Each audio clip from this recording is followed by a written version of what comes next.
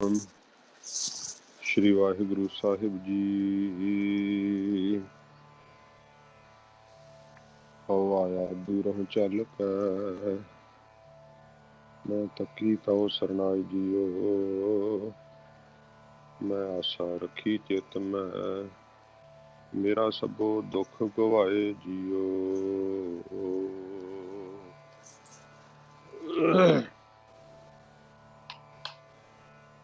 सतगुरु होए दयाल तां सरदा पूरीऐ, सतगुरु होए दयाल न कबहू झूरीऐ। सतगुरु होए दयाल तां दुख न जाणीऐ, सतगुरु होए दयाल तां हर रंग माणीऐ। सतगुरु होए दयाल तां जम का डर केहा, सतगुरु होए दयाल तां सद ही सुख देहा। गुरु होए दयाल तां नव निध पाईऐ, सतगुरु होए दयाल तां सच समाईऐ। सो कहो टल गुर सेवीऐ, अहनिस सहज सुभाए। दर्शन परसै गुरु कै, जन्म मरण दुख जाए। दर्शन परसै गुरु कै, जन्म मरण दुख जाए। सतनाम श्री वाहिगुरु साहिब जी। असंख जप असंख भाओ, असंख पूजा असंख तप ताओ। असंख जप असंख भाओ, असंख पूजा असंख तप ताओ। असंख ग्रंथ मुख वेद पाठ, असंख जोग मन रहे उदास। असंख भगत गुण ज्ञान विचार, असंख सती असंख दातार। असंख सूर मोह भख सार, असंख मोन लिव लाए तार। कुदरत कवण कहा विचार, वार्या न जावा एक वार। जो तुध भावै साई भली कार, तू सदा सलामत निरंकार।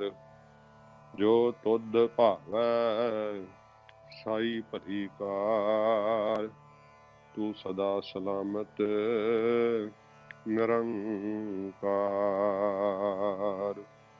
वाहिगुरु जी का खालसा, वाहिगुरु जी की फतेह। सच्चे पातशाह धन साहिब श्री गुरु ग्रंथ साहिब जी महाराज हजूर दी बख्शिश रहमत सदका गुरबाणी कथा संथਿਆ ਦੀ ਕਲਾਸ ਵਿੱਚ ਆਪਾਂ ਇਕੱਤਰ ਹੋਏ ਹਾਂ। ਕੱਲ ਧੰਨ ਗੁਰੂ ਹਰਿ ਰਾਏ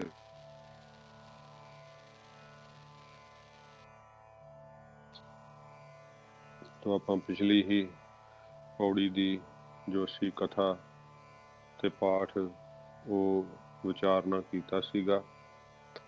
ਅੱਜ ਆਪਾਂ ਹੁਣ 17ਵੀਂ ਪੌੜੀ ਦੀ ਪ੍ਰਾਰੰਭਤਾ ਕੀਤੀ ਹੈ। ਪਾਠ ਆਪ ਜੀ ਨੇ ਸਰਵਣ ਕੀਤਾ ਹੈ ਤੇ ਅੱਜ ਵੀ ਥੋੜੀ ਦੇਰੀ ਨਾਲ ਕਥਾ ਆਪਣੀ ਸੰਥਿਆ ਸ਼ੁਰੂ ਹੋਈ ਹੈ।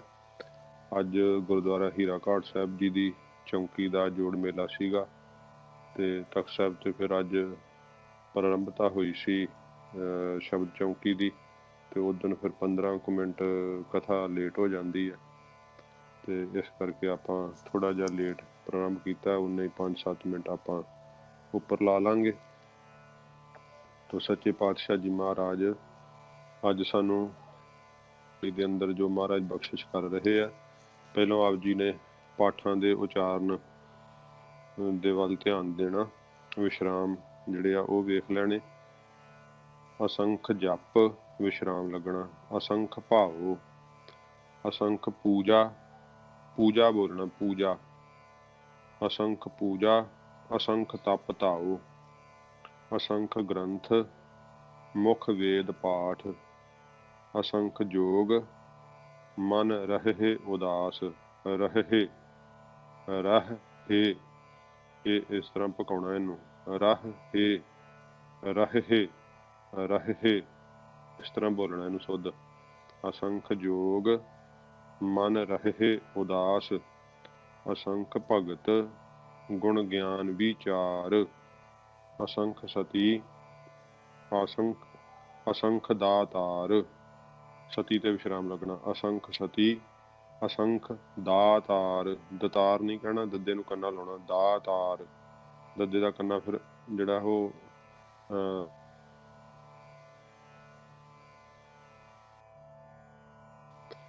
असंख सूर, मोह पखसार, असंख मोन, लिव लाए तार। तत्ता ते धद्दा इहदा डिफरेंट वेख के पढ़ना, तार तत्ते ना तार। कुदरत कबण कहा विचार, वारिया ना जावा एक वार। जो तुद भावै, धद्दे नूं औंकड़ भी लाउणा, साई भली कार, तू, तू नहीं कहना, टिप्पी नाल नहीं कहना, तू तत्ते नाल तू, टिप्पी नहीं लगी ना बिंदी लगी है, इस करके जे टिप्पी लगी है या बिंदी लगी फिर तू, पर टिप्पी लगी नहीं इस करके ना बिंदी लगी है, तू, तू बोलना, तू सदा सलामत, तत्ते सहरी, सलामत निरंकार। हाँ जी, इस तरह पाठां दे उचारण करने आ। सिद्धा ने सच्चे पातशाह जी महाराज दे कोल फिर प्रश्न किया है। महाराज जी ने जो नाम दे सरवण करन वाले, नाम दे मनन करन वालियां दी महिमा कह के ते उन्हां नूं ही श्रेष्ठ जन महाराज ने दस्सिया कि भाई वो सब तो उत्तम हुंदे आ जिहड़े फिर सुन के मन के ते कमाई करदे आ। ते सतगुरु पातशाह जी कहा कि इस सारी सृष्टि दे अंदर ओहो ही महान हन। इस धरती दे उत्ते महाराज कहंदे अनगिणती ही जीव हन जिन्हां दे मस्तक दे उत्ते वाहिगुरू जी ने लेख पाए आ। वो लेखे दा हिसाब किताब किड्डा क वड्डा है उन्होंने वाहिगुरू आप ही जाणदे आ। सच्चे पातशाह महाराज कहंदे धरती भी धर्म दे आसरे ते खड़ी है, धरतियां परां तो परां होर धरतियां ने। सतगुरु जी कहंदे सब नूं आसरा देण वाला इको एक धर्म है वाहिगुरू ने स्थापित कीता। धर्म नूं स्थापित करके संतोख दे अंदर सारी सृष्टि नूं थाप के महाराज साहब जी कहंदे रखिया वाहिगुरू ने, परमेश्वर ने। ये वाहिगुरू दी आश्चर्य लीला है कि उसने इन्ने जी पैदा कीते आ, सारियां दे मस्तक दे उत्ते ओहदी हुक्म रूपी कलम जिहड़ी है वो महाराज कहंदे वगी हुई है।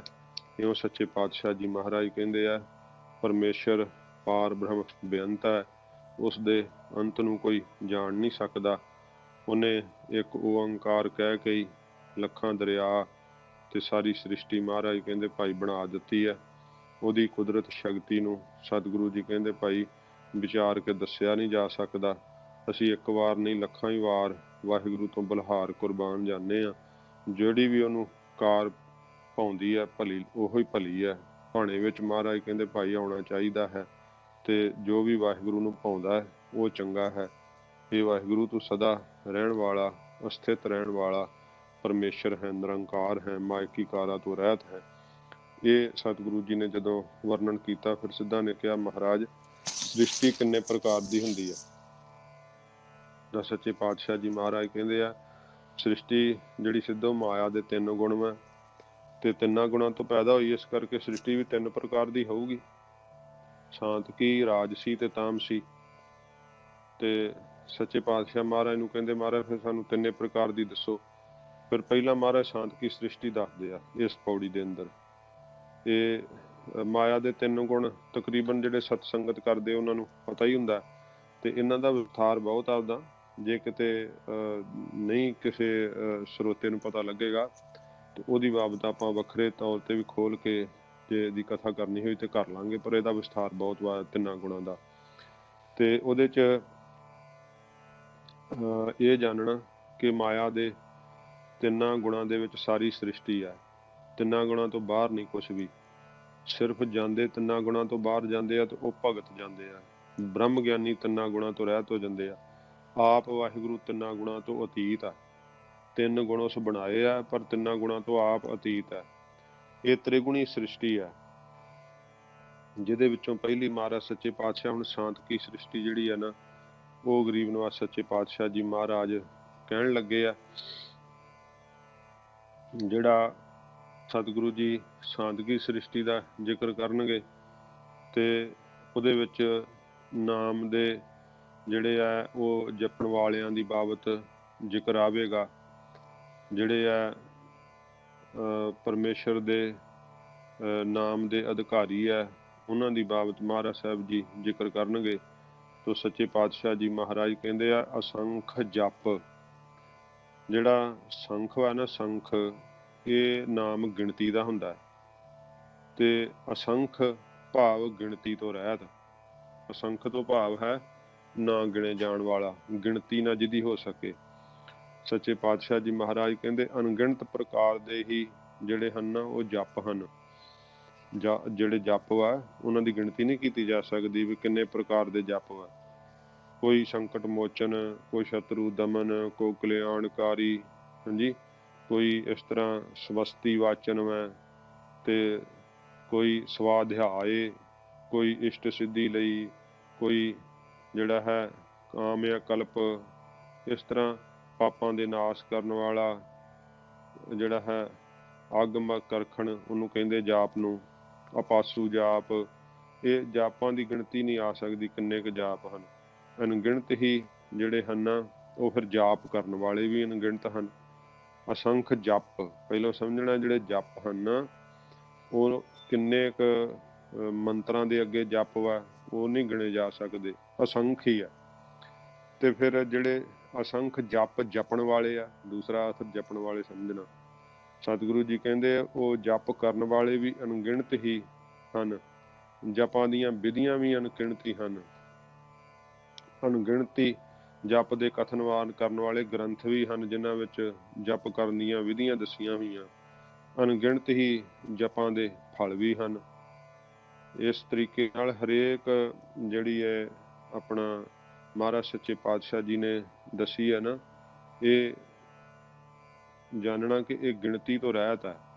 ਇਹਨਾਂ ਦੀ ਅਸੰਖ ਜਿਹੜੀ ਮਹਾਰਾਜ ਸਾਹਿਬ ਨੇ ਹਰੇਕ ਪੰਕਤੀ ਨਾਲ ਲਾਇਆ ਨਾ, ਅਸੰਖ ਵਾਚਕ ਭਾਵ ਇਹ ਗਿਣਤੀ ਤੋਂ ਰਹਿਤ ਹੈ, ਗਿਣੇ ਨਹੀਂ ਜਾ ਸਕਦੇ। ਇਸ ਕਰਕੇ ਸਤਿਗੁਰੂ ਜੀ ਕਹਿੰਦੇ ਜਿਹੜਾ ਇਹ ਵੀ ਸਮਝ ਲੈਣਾ ਪਹਿਲਾਂ, ਕਿਉਂਕਿ ਮੇਰੇ ਮਨ 'ਚ ਆਇਆ ਕਿ ਜੇ ਇਹ ਤ੍ਰਿਗੁਣੀ ਸ੍ਰਿਸ਼ਟੀ ਵਿੱਚ ਦੱਸ ਰਹੇ ਆ ਤੇ ਫਿਰ ਭਗਤ ਵੀ ਤਾਂ ਜਪ ਕਰਕੇ ਹੀ ਮੁਕਤ ਹੁੰਦੇ ਆ, ਉਹ ਫਿਰ ਤ੍ਰਿਗੁਣ ਸ੍ਰਿਸ਼ਟੀ 'ਚੋਂ ਕਿਵੇਂ ਬਾਹਰ ਹੋ ਗਏ, ਤੇ ਉਹ ਸਮਝਣਾ, ਇਹ ਦੱਸਣ ਲੱਗਾ। ਜਿਹੜੀ ਇਹ ਸਤੋਗੁਣੀ ਸ੍ਰਿਸ਼ਟੀ ਹੈ ਨਾ, ਸਤੋ ਭਾਵ ਬਣਿਆ ਰਹਿੰਦਾ ਜਦੋਂ ਪਹਿਲੋਂ ਤਮੋ ਚੋਂ ਤੇ ਰਜੋ ਚੋਂ ਜੀਵ ਨਿਕਲ ਆਉਂਦਾ ਸਿਮਰਨ ਦੇ ਕਰਕੇ ਤੇ ਜਪ ਦੇ ਕਰਕੇ ਨਿਕਲ ਆਉਂਦਾ ਹੈ। ਫਿਰ ਸ਼ਾਂਤਗੀ ਸਤੋਗੁਣੀ ਹੋ ਜਾਂਦਾ ਉਹਦਾ ਸੁਭਾਅ, ਕਿ ਕਿਸੇ ਨਾਲ ਕ੍ਰੋਧ ਨਹੀਂ ਕਰਨਾ ਤੇ ਆਪਣਾ ਮਨ ਸ਼ਾਂਤ ਰੱਖਣਾ, ਵਕਾਰ ਨਹੀਂ ਮਨ 'ਚ ਆਉਣ ਦੇਣੇ, ਕੱਪੜੇ ਵੀ ਸੁੱਚੇ ਪਹਿਨਣੇ, ਸਾਦੇ ਪਹਿਨਣੇ, ਖਾਣਾ ਵੀ ਸਾਦਾ, ਤੇ ਬਹੁਤ ਸੋਹਣਾ ਜੀਵਨ ਆਪਣਾ ਬਣਾ ਲੈਣਾ ਸਾਦਗੀ ਵਾਲਾ, ਤੇ ਧਰਮ ਦੇ ਚਿੰਨ੍ਹ ਵੀ ਧਾਰਨ ਕਰ ਲੈਣੇ। ਤੇ ਪਰ ਅੰਦਰ ਆਪਣੇ ਵਡਿਆਈ ਦੀ ਇੱਛਾ ਬਣੀ ਰਹਿਣੀ ਕਿ ਮੈਨੂੰ ਸੰਤ ਜਾਣੇ, ਮੈਂ ਮਹਾਂਪੁਰਸ਼ ਵਾਂ, ਮੇਰੇ ਜੀਵਨ ਦੇ ਵਿੱਚ ਬਾਕੀਆਂ ਨਾਲੋਂ ਮੈਂ ਵੱਖਰਾ ਹਾਂ, ਮੈਂ ਬੜੇ ਢੰਗ ਨਾਲ ਜੀਵਨ ਜੀ ਰਿਹਾ ਹਾਂ, ਅਸੀਂ ਚੰਗੇ ਹੁੰਦੇ ਹਾਂ, ਸਾਡੀ ਕੁੱਲ ਬੜੀ ਚੰਗੀ ਹੈ, ਮੈਂ ਜਪ ਤਪ ਬੜਾ ਕੀਤਾ ਹੈ।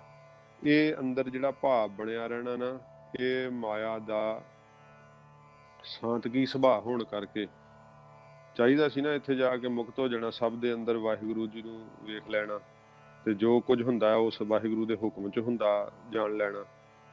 ਉਹ ਓਨਾ ਚਿਰ ਨਹੀਂ ਪਤਾ ਲੱਗਦਾ ਜਿੰਨਾ ਚਿਰ ਸਤੋਗੁਣੀ ਭਾਵ ਨਹੀਂ ਛੁੱਟਦਾ, ਵਡਿਆਈ ਦੀ ਇੱਛਾ ਨਹੀਂ ਮਰਦੀ। ਤੇ ਮਹਾਰਾਜ ਸੱਚੇ ਪਾਤਸ਼ਾਹ ਨੇ ਸਤੋਗੁਣੀ गुरु साहब जी ने जिहड़ी है ना सृष्टि वो दसी है। महाराज सच्चे पातशाह जी ने पहला ये कहा असंख जप, जिहड़ा ना सतगुरु पातशाह जी महाराज कहंदे ने ਜਿਹੜਾ ਅਣਗਿਣਤੀ ਹਨ ਉਹਨਾਂ ਨੂੰ ਗਿਣਿਆ ਨਹੀਂ ਜਾ ਸਕਦਾ ਜਿਹੜੇ ਤੇਰੇ ਜਪ ਕਰ ਰਹੇ ਆ, ਤੇ ਅਣਗਿਣਤੀ ਹੈ ਉਹਨਾਂ ਨੂੰ ਕੋਈ ਕਿਸੇ ਪ੍ਰਕਾਰ ਗਿਣਤੀ 'ਚ ਨਹੀਂ ਲਿਆਂਦਾ ਜਾ ਸਕਦਾ। ਪਹਿਲਾਂ ਤਾਂ ਇਹੀ ਮੁੱਖ ਅਰਥ ਸਮਝਣਾ। ਤੇ ਫਿਰ ਜਪ ਵੀ ਅਨੇਕਾਂ ਹੀ ਨੇ ਜਿਹੜੇ ਮੰਤਰ, ਤੇ ਉਹਨਾਂ ਦੇ ਗਿਣਤੀ ਉਹਨਾਂ ਦੀ ਵੀ ਨਹੀਂ ਕੀਤੀ ਜਾ ਸਕਦੀ। ਉਹਨਾਂ ਜਪਾਂ ਦਾ ਫਲ ਅਨੇਕਾਂ ਗ੍ਰੰਥ ਕਥਨ ਕਰਦੇ ਆ, ਉਹ ਗਿਣੇ ਨਹੀਂ ਜਾ ਸਕਦੇ, ਕਿਉਂਕਿ ਹਰੇਕ ਜਪ ਦਾ ਆਪੋ ਆਪਣਾ ਫਲ ਵਾ। ਗਾਇਤਰੀ ਮੰਤਰ ਆਪਣਾ ਫਲ ਦਿੰਦੀ ਹੈ। ਜੇ ਗੁਰੂ ਸਾਹਿਬ ਦਾ ਆਪਾਂ ਮੰਤਰ ਜਪਾਂਗੇ ਉਹ ਫਿਰ ਆਪੇ ਮੰਤਰ ਦੇ ਜਪਣ ਨਾਲ ਹੀ 3 ਗੁਣਾਂ ਤੋਂ ਬਾਹਰ ਆਵਾਂਗੇ। ਹਾਂਜੀ, ਤੇ ਇਸ ਤਰ੍ਹਾਂ ਜਿਹੜਾ ਜਿਹੜਾ ਤੁਸੀਂ ਜਪ ਕਰਦੇ ਆ ਉਹ ਫਲ ਜਿਹੜਾ ਨਾ ਅਨੇਕਾਂ ਪ੍ਰਕਾਰ ਦੇ ਫਲ ਵੀ ਅਨੇਕਾਂ ਪ੍ਰਕਾਰ ਦੇ ਦੱਸੇ ਹੋਏ ਆ। ਤੋ ਸਤਿਗੁਰੂ ਜੀ ਕਹਿੰਦੇ ਨੇ ਅਸੰਖ ਜਪ, ਜਿਹੜੇ ਜਪ ਕਰਨ ਵਾਲੇ ਬਹੁਤ ਅਣਗਿਣਤੀ ਹਨ, ਉਹਨਾਂ ਨੂੰ ਗਿਣਿਆ ਨਹੀਂ ਸਿੱਧੋ ਜਾ ਸਕਦਾ। ਫਿਰ ਅਸੰਖ ਭਾਵ, ਜਿਹੜੇ ਅਣਗਿਣਤੀ ਹੈ, ਮਹਾਰਾਜ ਕਹਿੰਦੇ ਭਾਵ ਪ੍ਰੇਮ ਕਰਨ ਵਾਲੇ ਵੀ ਅਣਗਿਣਤ ਪ੍ਰਕਾਰ ਦੇ ਪ੍ਰੇਮੀ ਹਨ। ਜਿਹੜੇ ਪ੍ਰੇਮ ਦੀਆਂ ਰੀਤਾਂ ਵੀ ਵੇਖਣੀਆਂ ਹੋਣ ਨਾ, ਤੇ ਜਿਹੜੀ ਚਕੋਰ ਵਾ ਉਹ ਚੰਦਰਮਾ ਨਾਲ ਪ੍ਰੀਤ ਕਰਦੀ ਹੈ। ਹਾਂਜੀ, ਕਿਹੋ ਜੀ ਪ੍ਰੀਤ ਕਰਦੀ ਹੈ? ਇਹ ਜਿਵੇਂ ਰਾਤ ਨੂੰ ਚੰਦਰਮਾ ਜਿਵੇਂ ਜਿਵੇਂ ਚੱਲਦਾ ਹੈ ਤਿਵੇਂ ਤਿਵੇਂ ਜਿਹੜੀ ਚਕੋਰ ਆ ਇੱਕ ਟੱਕ ਨਾਲ ਵੇਖਦੀ ਆਪਣੇ ਸਰੀਰ ਨੂੰ ਨਾਲ ਹੀ ਉਤਾਂਹ ਨੂੰ ਮੂਵ ਕਰਦੀ ਪੁੱਠੀ ਹੋ ਜਾਂਦੀ ਹੈ। ਇੰਨੀ ਉਹਦੀ ਇੱਕ ਟਿਕਟਕੀ ਜਿਹੜੀ ਹੈ ਨਾ ਪ੍ਰੀਤ ਦੇ ਸਹਿਤ ਚੰਦਰਮਾ ਵੱਲ ਲੱਗੀ ਹੁੰਦੀ ਹੈ। ਤੇ ਜਿਹੜੇ ਇਹ ਪ੍ਰੇਮ ਹਨ, ਭਾਵੇਂ ਕਿ ਪ੍ਰੇਮ ਦੀ ਪਰਿਭਾਸ਼ਾ ਤਾਂ ਇੱਕੋ ਹੀ ਹੁੰਦੀ ਹੈ, ਪਰ ਮਹਾਰਾਜ ਕਹਿੰਦੇ ਪ੍ਰੇਮ ਕਰਨ ਵਾਲੇ ਜਿਹੜੇ ਆ ਨਾ ਉਹ ਅਣਗਿਣਤੀ ਹੈ। ਹੁਣ ਮੱਛੀ ਪਾਣੀ ਨਾਲ ਪ੍ਰੇਮ ਕਰਦੀ ਹੈ, ਜਿਉਂ ਮਛਲੀ ਬਿਨ ਪਾਣੀ ਹੈ ਕਿਉਂ ਜੀਵਨ ਪਾਵੈ, ਬੂੰਦ ਵਿਹੂਣਾ ਚਾਤਰ ਕੋ ਕਿਉਂ ਕਰ ਤ੍ਰਿਪਤਾਵੈ। ਫਿਰ ਕਿਹਾ ਨਾਦ ਕੁਰੰਗ ਕਹਿ ਵਿਦਿਆ ਸਨਮੁਖ ਉਠਤਾਵੈ, ਭਵਰ ਲੋਭੀ ਕੁਸਮ ਬਾਸ ਕਾ ਮਿਲ ਆਪ ਬੰਧਾਵੈ, ਕਿਉਂ ਸੰਤ ਜਨਾ ਹਰ ਪ੍ਰੀਤ ਹੈ ਦੇਖ ਦਰਸ ਅਗਾਵੈ। ਇਹਨਾਂ ਪ੍ਰੀਤਾਂ ਦੀਆਂ ਨਿਸ਼ਾਨੀਆਂ ਦੱਸੀਆਂ, ਤੇ ਕੇਵਲ ਦ੍ਰਿਸ਼ਟਾਂਤ ਇੱਕ ਅੰਗੀ ਹੁੰਦਾ। ਤੇ ਜੇ ਆਪਾਂ ਵੇਖੀਏ ਪ੍ਰੀਤ ਤੋਂ ਤੇ ਸਿਰਫ ਪ੍ਰੇਮ ਦਾ ਭਾਵ ਲੈਣਾ, ਤੇ ਜੇ ਆਪਾਂ ਉਹ ਸ਼ਬਦ ਸੁਣਦੇ ਨਾ ਬਾਬੀਹਾ ਅੰਮ੍ਰਿਤ ਵੇਲੇ ਬੋਲਿਆ ਤਾਂ ਦਰਸ਼ਨੀ ਪੁਕਾਰ, ਬਬੀਹਾ ਜਿਹੜਾ ਚਾਤਰਕ ਵਾ ਉਹ ਸਵੰਤੀ ਬੂੰਦ ਨਾਲ ਪਿਆਰ ਕਰਦਾ, ਤੇ ਸਵੰਤੀ ਬੂੰਦ ਨੂੰ ਚਾਹੁੰਦਾ ਉਹ। ਤੇ ਮਹਾਰਾਜ ਸੱਚੇ ਪਾਤਸ਼ਾਹ ਜੀ ਨੇ ਬਬੀਹੇ ਨੂੰ ਉਪਦੇਸ਼ ਨਹੀਂ ਦਿੱਤਾ, ਉਪਦੇਸ਼ ਤਾਂ ਜੀਵ ਨੂੰ ਦਿੱਤਾ। ਤੇ ਜੇ ਮਹਾਰਾਜ ਗੁਰੂ ਅਮਰਦਾਸ ਸਾਹਿਬ ਨੂੰ ਪੁੱਛਿਆ ਸਿੱਖਾਂ ਨੇ ਕਿ ਮਹਾਰਾਜ ਤੁਸੀਂ ਬਬੀਹੇ ਨੂੰ ਉਪਦੇਸ਼ ਦਿੰਦੇ ਹੋ? ਮਹਾਰਾਜ ਕਹਿੰਦੇ ਨਹੀਂ, ਬਬੀਹਾ ਇਹੋ ਜਗਤ ਹੈ। ਮਹਾਰਾਜ ਕਹਿੰਦੇ ਜਗਤ ਦੇ ਲੋਕ ਬਬੀਹੇ ਆ, ਇਹਨਾਂ ਨੂੰ ਅਸੀਂ ਉਪਦੇਸ਼ ਦੇ ਰਹੇ ਹਾਂ। ਨਹੀਂ ਤੇ ਮਹਾਰਾਜ ਬਬੀਹੇ ਵਾਲੋਂ ਕਹਿੰਦੇ ਬਬੀਹਾ ਇਹੋ ਪਸ਼ੂ ਹੈ, ਇਸ ਨੂੰ ਬੂਝਣ ਨਾ ਹੈ। ਮਹਾਰਾਜ ਕਹਿੰਦੇ ਬਬੀਹਾ ਤਾਂ ਪਸ਼ੂ ਹੈ ਭਾਈ, ਇਹਨੂੰ ਥੋੜੀ ਸਮਝ ਵਾ ਉਪਦੇਸ਼ ਦੀ। ਇਸ ਕਰਕੇ ਇਹਨਾਂ ਪ੍ਰੀਤਾਂ ਤੋਂ ਉਪਦੇਸ਼ ਇਹ ਲੈਣਾ ਕਿ ਜੇ ਬਬੀਹਾ ਸਵੰਤੀ ਬੂੰਦ ਵਾਸਤੇ ਇੰਨੀ ਪ੍ਰੀਤ ਕਰਦਾ, ਜੇ ਪ੍ਰੀਤ ਕਰਨੀ ਹੈ ਤਾਂ ਉਹ ਬਬੀਹੇ ਵਾਂਗੂ ਪ੍ਰੀਤ ਕਰ। ਜੇ ਪ੍ਰੇਮ ਕਰਨਾ ਹੈ ਤੇ ਚਕੋਰ ਵਾਂਗੂ ਕਰ। ਜੇ ਪ੍ਰੇਮ ਕਰਨਾ ਹੈ ਤੇ ਹਿਰਨ ਵਾਂਗੂ ਕਰ, ਜਿਵੇਂ ਘੰਡੇ ਹੇੜੇ ਦੀ ਆਵਾਜ਼ ਨਾਲ ਪ੍ਰੇਮ ਕਰਦਾ ਹੈ। ਜੇ ਪ੍ਰੇਮ ਕਰਨਾ ਹੈ ਤੇ ਫਿਰ ਭੌਰੇ ਵਾਂਗ ਕਰ, ਜਿਵੇਂ ਭੌਰਾ ਫੁੱਲ ਨਾਲ ਪ੍ਰੇਮ ਕਰਦਾ ਹੈ। ਹਾਂਜੀ, ਇਸ ਤਰ੍ਹਾਂ ਇਹ ਆਪਣੇ ਮਨ ਦੇ ਅੰਦਰ ਪ੍ਰੇਮ ਕਰਨਾ ਕਰ। ਸੱਚੇ ਪਾਤਸ਼ਾਹ ਜੀ ਮਹਾਰਾਜ ਨੇ ਕਿਹਾ ਜੇ ਪ੍ਰੇਮ ਦੇ ਮਾਰਗ ਤੇ ਚੱਲੇਗਾ ਨਾ ਤੇ ਫਿਰ ਕੀ ਹੈ, ਸਾਚ ਕਹੋ ਤੁਨ ਲਿਹੋ ਸਭੈ, ਜਿਨ ਪ੍ਰੇਮ ਕੀਓ ਤਿਨ ਹੀ ਪ੍ਰਭ ਪਾਇਓ। ਉਹਨਾਂ ਨੇ ਪ੍ਰਭੂ ਨੂੰ ਫਿਰ ਪਾ ਲਿਆ। ਸਤਿਗੁਰੂ ਜੀ ਕਹਿੰਦੇ ਅਣਗਿਣਤ ਪ੍ਰਕਾਰ ਦੀਆਂ ਪ੍ਰੇਮ ਕਰਨ ਦੀਆਂ ਵਿਧੀਆਂ ਵੀ ਹਨ, ਅਣਗਿਣਤ ਪ੍ਰਕਾਰ ਦੇ ਪ੍ਰੇਮ ਨੂੰ ਕਥਨ ਕਰਨ ਵਾਲੀਆਂ ਪੁਸਤਕਾਂ ਵੀ ਹਨ, ਅਣਗਿਣਤ ਪ੍ਰਕਾਰ ਦੇ ਪ੍ਰੇਮ ਦੇ ਫਲ ਵੀ ਹਨ। ਪਰ ਸਤਿਗੁਰੂ ਜੀ ਨੇ ਜਿਹੜਾ ਫਲ ਦੱਸਿਆ, ਮਹਾਰਾਜ ਕਹਿੰਦੇ ਉਹਨੇ ਪ੍ਰਭੂ ਨੂੰ ਹੀ ਪਾ ਲਿਆ ਜਿਨ ਪ੍ਰੇਮ ਪਰਮੇਸ਼ਰ ਨਾਲ ਕੀਤਾ। ਹੁਣ ਇਹ ਡਿਪੈਂਡ ਕਰਦਾ ਤੁਹਾਡਾ ਪ੍ਰੇਮ ਲੱਗਾ ਕਿੱਥੇ ਆ। ਦੇਹ ਨਾਲ ਪ੍ਰੇਮ ਲੱਗਾ ਤੇ ਮੋਹ ਹੈ। ਉਸ ਝੂਠੇ ਮੋਹ ਕਰਕੇ ਜਦੋਂ ਦੇਹ ਰਹਿੰਦੀ ਨਹੀਂ ਜੀਵ ਰੋਂਦੇ ਆ, ਕਰਲਾਉਂਦੇ ਆ। ਇੱਥੇ ਮਹਾਰਾਜ ਸੱਚੇ ਪਾਤਸ਼ਾਹ ਜੀ ਜਿਹੜਾ ਹੈ ਉਹ ਜਿਹੜੀ ਹੈ ਸ਼ਾਂਤਕੀ ਸ੍ਰਿਸ਼ਟੀ ਦਾ ਜ਼ਿਕਰ ਕਰ ਰਹੇ ਆ ਕਿ ਅਨੇਕਾਂ ਹੀ ਐਸੇ ਆ ਜਿਹੜੇ ਜਾਪ ਕਰਨ ਵਾਲੇ ਆ, ਤੇ ਅਣਗਿਣਤ ਹੀ ਹਨ ਜਿਹੜੇ ਭਾਵ ਪ੍ਰੇਮ ਕਰਦੇ ਆ। ਇਹ ਸਿੱਧਾਂ ਨੂੰ ਮਹਾਰਾਜ ਸੱਚੇ ਪਾਤਸ਼ਾਹ ਦੱਸ ਰਹੇ ਆ ਵੀ ਉਹਨਾਂ ਦੀ ਪ੍ਰੇਮ ਕਰਨ ਵਾਲਿਆਂ ਦੀ ਜਿਹੜੀ ਗਿਣਤੀ ਆ ਨਾ, ਉਹ ਵੀ ਸਤਿਗੁਰੂ ਜੀ ਕਹਿੰਦੇ ਦੱਸੀ ਨਹੀਂ ਜਾ ਸਕਦੀ। ਫਿਰ ਅਸੰਖ ਪੂਜਾ ਕਰਨ ਵਾਲੇ ਵੀ ਅਣਗਿਣਤ ਹੀ ਆ, ਤੇ ਅਣਗਿਣਤ ਪ੍ਰਕਾਰ ਦੀ ਹੀ ਪੂਜਾ ਹੈ। ਉੱਦਾਂ ਮੁੱਖ ਤੌਰ ਤੇ ਜਿਹੜੀ ਆ ਖੋੜਸ ਪ੍ਰਕਾਰ ਦੀ ਪੂਜਾ ਕਹੀ ਜਾਂਦੀ, 16 ਪ੍ਰਕਾਰ ਦੀ ਜਿਹੜੀ ਪੂਜਾ ਉਹ ਦੱਸੀ ਜਾਂਦੀ ਆ। ਪਰ ਅਣਗਿਣਤ ਅਨੇਕਾਂ ਪ੍ਰਕਾਰ ਦੀ ਪੂਜਾ ਕਰਨ ਵਾਲੇ ਜਿਹੜੇ ਆ ਉਹ ਲੋਕ ਹਨ। ਪੂਜਾ ਵੀ 16 ਪ੍ਰਕਾਰ ਦੀ ਨਹੀਂ, ਉਹ ਅਨੇਕਾਂ ਹੀ ਪ੍ਰਕਾਰ ਦੀ ਪੂਜਾ ਹੈ। ਤੇ ਜਿਹੜੀ ਹੈ ਨਾਮ ਦੇ ਜਪਣ ਦੀ, ਉਹ ਸਭ ਤੋਂ ਵੱਡੀ ਪੂਜਾ। ਇਹਨੇ ਕਹਿਣਾ ਪੂਜਾ ਕੀਚੈ ਨਾਮ ਧਿਆਈਐ, ਬਿਨ ਨਾਵੈ ਪੂਜ ਨਾ ਹੋਏ। ਤੇ ਨਾਮ ਜਪਣ ਵਾਲੇ ਆਪਣੇ ਤਰੀਕੇ ਨਾਲ ਪੂਜਾ ਕਰਦੇ ਆ। ਕੋਈ ਜਿਹੜਾ ਹੈ ਉਹ ਸਰਗੁਣ ਰੂਪ ਦੇ ਵਿੱਚ ਪੂਜਾ ਕਰਦਾ ਹੈ, ਕੋਈ ਨਿਰਗੁਣ ਰੂਪ ਦੇ ਵਿੱਚ ਪੂਜਾ ਕਰਦਾ ਹੈ, ਤੇ ਆਪੋ ਆਪਣੇ ਢੰਗ ਨੇ ਪੂਜਾ ਕਰਨ ਦੇ। ਅਨੇਕਾਂ ਪ੍ਰਕਾਰ ਦੀਆਂ ਪੂਜਾ ਕਰਨ ਦੀਆਂ ਵਿਧੀਆਂ ਵੀ ਨੇ। ਅਣਗਿਣਤ ਪ੍ਰਕਾਰ ਦੀ ਪੂਜਾ ਦੀ ਸਮੱਗਰੀ ਵੀ ਹੈ। ਅਨੇਕ ਪ੍ਰਕਾਰ ਦੇ ਪੂਜਾ ਦੇ ਕਥਨ ਕਰਨ ਵਾਲੇ ਗ੍ਰੰਥ ਵੀ ਹਨ, ਤੇ ਅਣਗਿਣਤ ਪ੍ਰਕਾਰ ਦੇ ਪੂਜਾ ਦੇ ਫਲ ਵੀ ਹਨ। ਇਹ ਪੂਜਾ ਬਾਰੇ ਮਹਾਰਾਜ ਸੱਚੇ ਪਾਤਸ਼ਾਹ ਦੱਸਿਆ, ਜਿਵੇਂ ਆਰਤੀ ਕਰਨੀ, ਧੂਫ ਦਿਖਾਉਣੀ, ਫੁੱਲ ਜਿਹੜੇ ਆ ਉਹ ਉੱਤੇ ਛਿੜਕਣੇ, ਤੇ ਫੁੱਲਾਂ ਦੀ ਵਰਖਾ ਕਰਨੀ ਭਾਵ, ਤੇ ਪਰਿਕਰਮਾ ਕਰਨੀ। ਇਹ ਸਾਰੇ ਜਿਹੜੇ ਆ ਨਾ, ਇਹ ਕੀ ਨਾਂ ਲੈਂਦੇ ਆ, ਪੂਜਾ ਵਿੱਚ ਆਉਂਦੇ ਆ ਸਾਰੇ ਕਰਮ। ਪੂਜਾ ਜਿਹੜੀ ਆ ਨਾ, ਉਹ ਕਿੰਨੇ ਪ੍ਰਕਾਰ ਦੀ ਹੈ ਪੂਜਾ, ਉਹ ਗਿਣੀ ਨਹੀਂ ਜਾ ਸਕਦੀ। ਤੇ ਪੂਜਾ ਕਰਨ ਵਾਲੇ ਵੀ ਜਿਹੜੇ ਹਨ ਅਸੰਖ ਅਣਗਿਣਤ ਹੀ ਹਨ। ਪੂਜਾ ਕਰਨ ਵਾਲੇ ਕਿੰਨੀਆਂ ਪੂਜਾ ਕਰਦੇ ਆ, ਤੇ ਉਹਨਾਂ ਦੀ ਪੂਜਾ ਕਰਨ ਵਾਲਿਆਂ ਦੀ ਵੀ ਸੱਚੇ ਪਾਤਸ਼ਾਹ ਜੀ ਮਹਾਰਾਜ ਕਹਿੰਦੇ ਸਿੱਧੋ ਗਿਣਤੀ ਨਹੀਂ ਆ ਸਕਦੀ। ਅਸੰਖ ਤਪ ਤਾਓ, ਫਿਰ ਮਹਾਰਾਜ ਕਹਿੰਦੇ ਅਸੰਖ ਅਣਗਿਣਤ ਹੀ ਹੈ ਜਿਹੜੇ ਤਪ ਨੂੰ ਤਪਾਉਣ ਵਾਲੇ ਆ। ਪਹਿਲਾਂ ਤਪ ਜਿਹੜੇ ਆ ਉਹ ਵੀ 3 ਪ੍ਰਕਾਰ ਦੇ ਮੰਨੇ ਜਾਂਦੇ ਆ, ਰਾਜਸੀ, ਤਾਮਸੀ, ਸਾਂਤਕੀ ਤਪ ਹੈ। ਤੇ ਅਣਗਿਣਤ ਹੀ ਅਨੇਕਾਂ ਪ੍ਰਕਾਰ ਦੇ ਤਪਾਂ ਨੂੰ ਤਾਉਣ ਵਾਲੇ, ਭਾਵ ਕਰਨ ਵਾਲੇ ਹਨ, ਤੇ ਅੱਗੋਂ ਕਰਾਉਣ ਵਾਲੇ ਤਪੀਏ ਹਨ। ਅਣਗਿਣਤ ਪ੍ਰਕਾਰ ਦੀਆਂ ਤਪਾਂ ਦੀਆਂ ਤਪਾਉਣ ਦੀਆਂ ਵਿਧੀਆਂ ਹਨ। ਜਦੋਂ ਸੱਚਾ ਖਰਾ ਲਾਭਵੰਦ ਸੌਦਾ ਕਰਨ ਵਾਸਤੇ ਸਤਿਗੁਰੂ ਗੁਰੂ ਨਾਨਕ ਦੇਵ ਜੀ ਗਏ ਸੀ, ਤਾਂ ਰਸਤੇ ਵਿੱਚ ਤਪੀਏ ਵੇਖੇ ਸੀ ਉੱਥੇ ਮਹਾਰਾਜ ਸਾਹਿਬ ਜੀ ਨੇ। ਉਹ ਸੰਤਰੇਣ ਜੀ ਜਿਨ੍ਹਾਂ ਦੇ ਮੁਖੀ ਸੀਗੇ। ਸੱਚੇ ਪਾਤਸ਼ਾਹ ਜੀ ਮਹਾਰਾਜ ਜਿੱਥੇ 20 ਰੁਪਈਆਂ ਦਾ ਮਹਾਰਾਜ ਲੰਗਰ ਛਕਾਇਆ ਸੀ, ਤੋ ਸਤਿਗੁਰੂ ਪਾਤਸ਼ਾਹ ਜੀ ਮਹਾਰਾਜ ਨੇ ਜਦੋਂ ਉੱਥੇ ਮਹਾਰਾਜ ਗਏ ਸੀਗੇ, ਤੇ ਉਹ ਕੋਈ ਜਿਹੜਾ ਸੀ ਉਹ ਪੁੱਠਾ ਲਟਕ ਰਿਹਾ ਸੀਗਾ, ਹਾਂਜੀ, ਤੇ ਕੋਈ ਜਿਹੜਾ ਸੀ ਉਹ ਆਪਣੀਆਂ ਬਾਹਾਂ ਨੂੰ ਉੱਪਰ ਕਰਕੇ ਜਿਹੜਾ ਇੱਕ ਲੱਤ ਦੇ ਭਾਰ ਖੜਾ ਸੀਗਾ, ਕੋਈ ਰੁੱਖ ਦੇ ਨਾਲ ਆਸਰਾ ਲਾਈ ਖੜਾ ਸੀ, ਕੋਈ ਇੱਕ ਪੈਰ ਦੇ ਭਾਵ ਖੜਾ ਸੀ।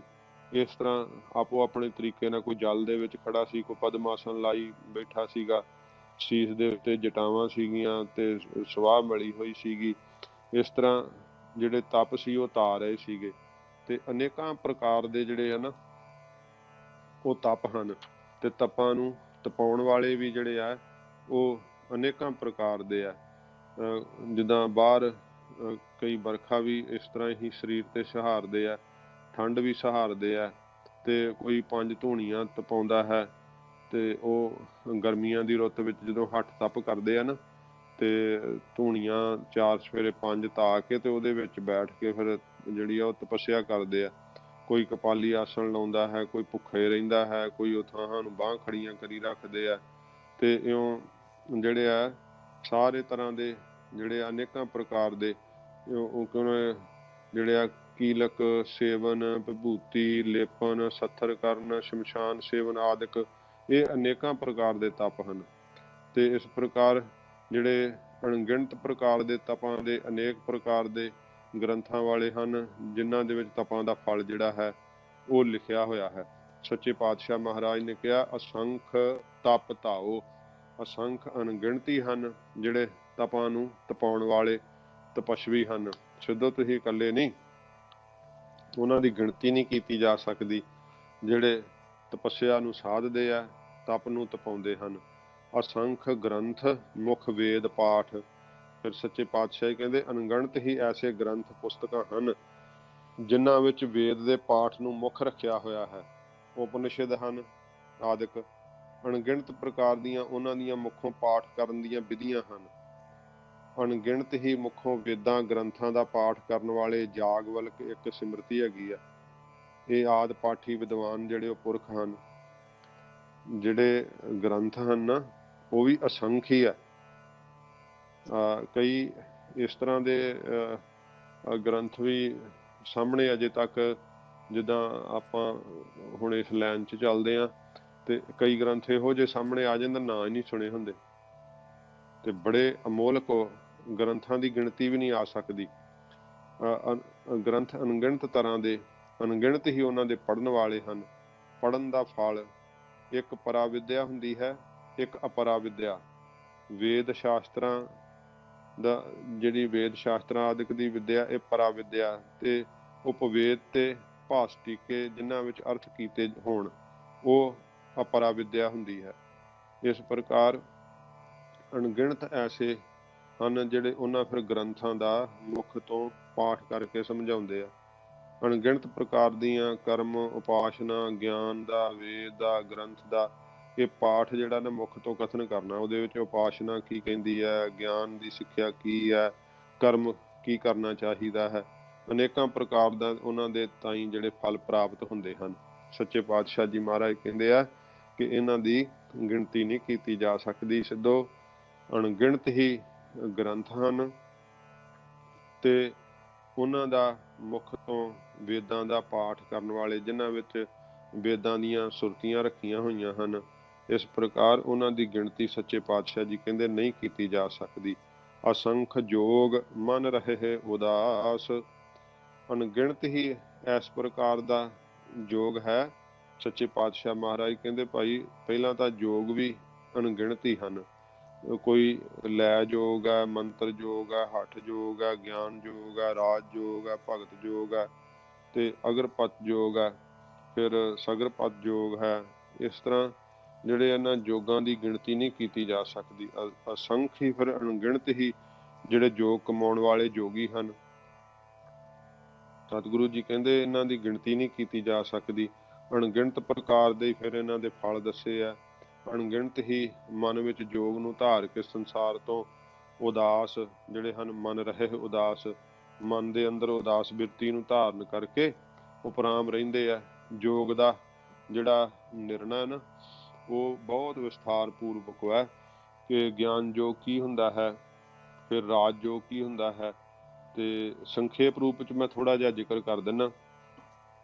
ਜਿਹੜਾ ਮੰਤਰ ਜੋਗ ਹੈ ਨਾ, ਮੰਤਰ ਨਾਲ ਬਿਰਤੀ ਨੂੰ ਜੋੜਨ ਦਾ ਨਾਮ ਮੰਤਰ ਜੋਗ ਹੁੰਦਾ। ਹੱਠ ਜੋਗ ਹੁੰਦਾ ਜਿੱਦਾਂ ਹਵਨ ਆਦਿ ਕਰਨੇ, ਜਿਹੜੀ ਹੈ ਫਿਰ ਸੂਰਜ ਦੀ ਸੁਰ ਤੋਂ ਸਵਾਸ ਖਿੱਚ ਕੇ ਚੰਦਰਮਾ ਦੀ ਸੁਰ ਤੋਂ ਉਤਾਰਨੇ, ਤੇ ਸੁਖਮਨਾ ਨਾੜੀ ਵਿੱਚ ਜਿਹੜੇ ਆ ਟਿਕਾਉਣੇ, ਇਹਨੂੰ ਹੱਠ ਯੋਗ ਕਹਿੰਦੇ ਆ, ਜਿਹੜਾ ਯੋਗੀ ਕਰਦੇ ਆ।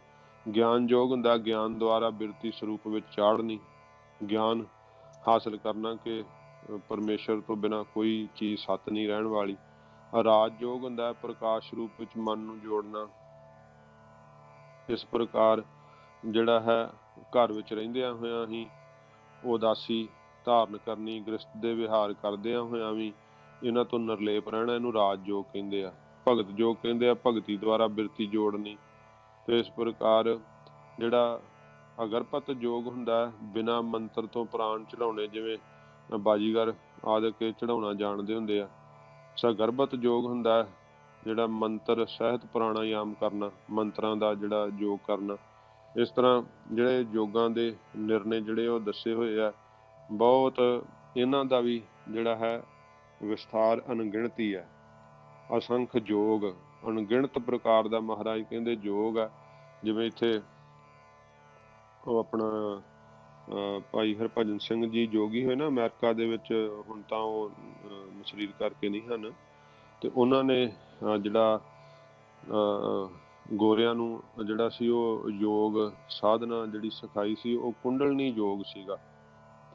ਉਹ ਕੁੰਡਲਨੀ ਯੋਗ ਉਹਨਾਂ ਨੂੰ ਸਿਖਾਇਆ, ਤੇ ਉਹ ਜਿਹੜੀ ਵੀ ਬਾਣੀ ਪੜ੍ਹਦੇ ਯੋਗ ਸਾਧਨਾ ਨਾਲ ਪੜ੍ਹਦੇ ਆ, ਭਾਵੇਂ ਕਿ ਉਹਨਾਂ ਨੇ ਤਾਂ ਆਪਣੇ ਜਿਹੜਾ ਵਿਚਾਰਾਂ ਵਿੱਚ ਇਹ ਦੱਸ ਦਿੱਤਾ ਸੀਗਾ ਕਿ ਯੋਗ ਜਿਹੜੀ ਸਾਧਨਾ ਕਰਨੀ, ਇਹਦੇ ਨਾਲੋਂ ਗੁਰੂ ਨਾਨਕ ਸਾਹਿਬ ਦਾ ਮੰਤਰ ਜਿਹੜਾ ਉਹ ਜਪਣਾ ਸਭ ਤੋਂ ਉੱਤਮ ਸਾਧਨ ਵਾ।